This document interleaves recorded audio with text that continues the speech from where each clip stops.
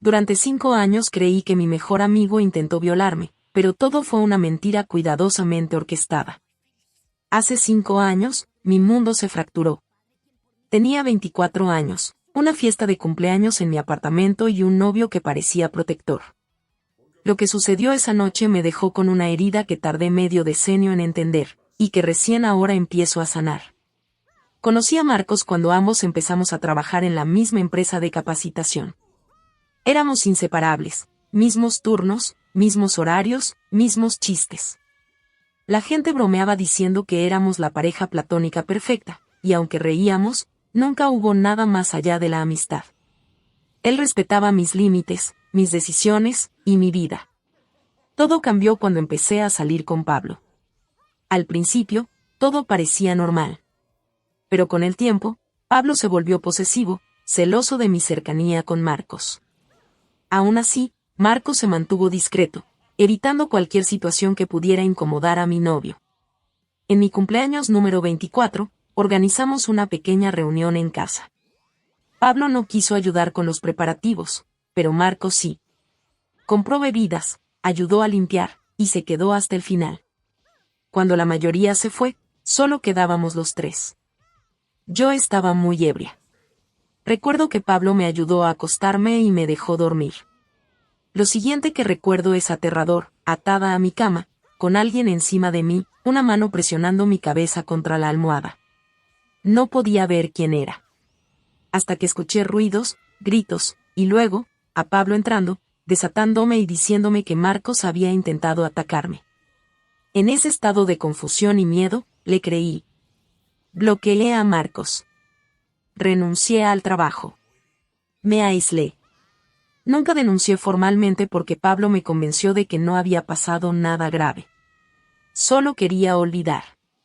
Durante años, cargué con esa historia. Evité amistades masculinas. Me cerré emocionalmente. Y aunque terminé con Pablo tras descubrir que me engañaba, nunca cuestioné lo que me había dicho aquella noche. Hasta ahora. Hace unos días, recibí un mensaje de Pablo desde una cuenta nueva. Estaba en Alcohólicos Anónimos, cumpliendo una orden judicial. Y en su proceso de reparación, confesó la verdad, fue él quien me ató, quien intentó abusar de mí, y quien manipuló la situación para culpar a Marcos. Me sentí enferma. Reviví cada detalle. Recordé cómo Pablo me preparó la cama, cómo fingió ser mi salvador, y cómo destruyó la vida de un hombre inocente solo por celos y control. Marcos, en cambio, había intentado protegerme. Incluso presentó una denuncia por agresión al día siguiente, pero nadie le creyó. Y yo, sin saberlo, fui parte de su condena silenciosa. Ahora, con esta verdad frente a mí, solo pienso en él. ¿Cómo vivió todos estos años con esa acusación flotando sobre su nombre? ¿Se sintió traicionado? Solo. He decidido escribirle. No espero perdón, ni amistad, ni siquiera una respuesta. Solo necesito que sepa que ya conozco la verdad, y que lamento profundamente no haber confiado en él cuando más lo necesitaba. Actualización, meses después. Marcos respondió. No con rencor, sino con una calma que me dejó sin palabras. Me contó que nunca habló mal de mí, que siguió adelante con su vida, y que hoy está comprometido. Incluso me invitó a tomar un café, con su prometida presente, para cerrar este capítulo con honestidad. Presenté una denuncia formal contra Pablo. Gracias a su propia confesión escrita, las autoridades están actuando. Pronto enfrentará justicia por lo que hizo, no solo conmigo, sino también con Marcos. Esta historia no tiene un final feliz, pero sí tiene cierre. Y en medio del dolor, he aprendido algo crucial. A veces, la persona que parece salvarnos, es la que nos hunde. Y la que calla, es la que realmente nos protege. Sanar no ha sido lineal. Algunos días me despierto con rabia, contra Pablo, sí, pero también contra mí misma por no ver lo que ahora parece tan evidente. Otros días me invade una tristeza profunda al pensar en todo lo que Marcos perdió, no solo una amistad, sino años de su vida marcados por una sombra que nunca mereció. Pero lo más sorprendente ha sido su generosidad. En lugar de cerrarme la puerta en la cara, Marcos eligió la compasión. no por débil, sino por fuerte. Por alguien que, a pesar del daño, no dejó que el rencor definiera quién era. Nuestro café finalmente sucedió. Su prometida estuvo presente, cálida y observadora, sin juicios. Hablamos poco de aquella noche. No hizo falta. Bastó con mirarnos a los ojos y decir, sin palabras, lo siento y ya pasó. No volvimos a ser los de antes, eso sería imposible, pero encontramos un nuevo tipo de paz, la que nace cuando la verdad, por dolorosa que sea, por fin sale a la luz. Mi terapeuta me ha recordado algo esencial, no fui yo quien mintió. No fui yo quien manipuló. No fui yo quien ató las cuerdas. Fui una víctima, sí, pero también fui engañada con maestría por alguien que sabía exactamente cómo usar mi confianza en su contra. Y eso no es culpa mía. Aún así, asumir la responsabilidad de mis acciones posteriores, haber cortado a Marco sin escucharlo, haberle negado el beneficio de la duda, ha sido parte de mi curación. No para castigarme, sino para crecer. Para asegurarme de que, si alguna vez alguien me dice no fue como crees, lo escucharé antes de juzgar. Mientras escribo esto, Pablo está tras las rejas. No por mi venganza, sino por sus propios actos. Y aunque parte de mí quiere celebrar, otra parte solo siente alivio. No porque él esté preso, sino porque ya no puede hacerle daño a nadie más. A quienes lean esto y hayan pasado por algo similar, no está solo.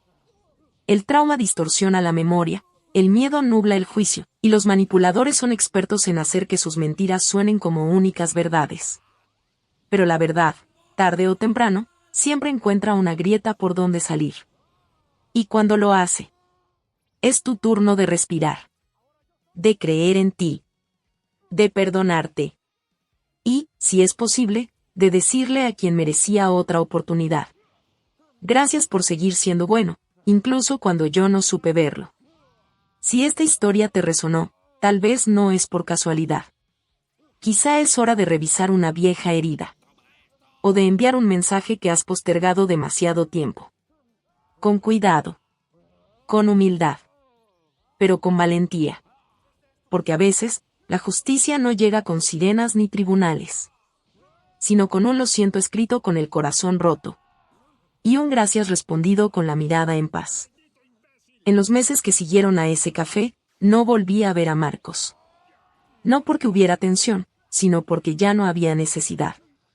Habíamos dicho lo esencial. A veces, el cierre no requiere años de conversaciones ni reconciliaciones espectaculares. Basta con un momento honesto, sin máscaras, sin expectativas. Seguí con mi terapia. Empecé a escribir más, no solo para procesar, sino para entender cómo el miedo puede disfrazarse de intuición, y cómo el amor tóxico se viste de lealtad. Pablo no era un monstruo de caricatura, era un hombre que sabía usar mis mejores cualidades, mi confianza, mi lealtad, mi deseo de creer en lo mejor de los demás, como armas contra mí. Y eso es lo más insidioso del abuso, no siempre grita. A veces, susurra con voz de quien dice amarte. Marcos, en cambio, nunca intentó convencerme. Solo dijo la verdad, una vez, y luego se hizo a un lado. No insistió. No me culpó. Me dio espacio, incluso cuando yo no se lo merecía. Esa es la clase de integridad que no se enseña, se elige, una y otra vez, en silencio. Hoy, ya no bebo para enterrar emociones. Ya no evito las amistades masculinas por miedo. He aprendido a distinguir entre la desconfianza sana y la desconfianza paralizante. Y sobre todo, he aprendido a escuchar, de verdad, cuando alguien me dice, no fue como tú crees. Porque a veces, la persona que más necesita ser creída es aquella que todos han decidido juzgar sin pruebas. No sé si algún día volveré a tener un amigo como Marcos. Pero sé que, si alguna vez alguien me ofrece esa clase de lealtad, no la daré por sentada. La protegeré. La honraré. Y, sobre todo, la creeré hasta que la evidencia diga lo contrario, no al revés. A quienes han llegado hasta aquí, gracias por acompañarme en este recorrido tan íntimo. No lo comparto por lástima, ni por redención pública, sino como testimonio. Las heridas pueden sanar, incluso cuando tardan años en abrirse del todo. Y a veces, La persona que más nos ayuda a sanar, es aquella a la que lastimamos sin saberlo. Si hay algo que quiero dejar claro antes de cerrar, es esto. No se trata de quién fue más víctima. Se trata de reconocer el daño, asumir lo que nos corresponde, y elegir, cada día, ser un poco más humanos.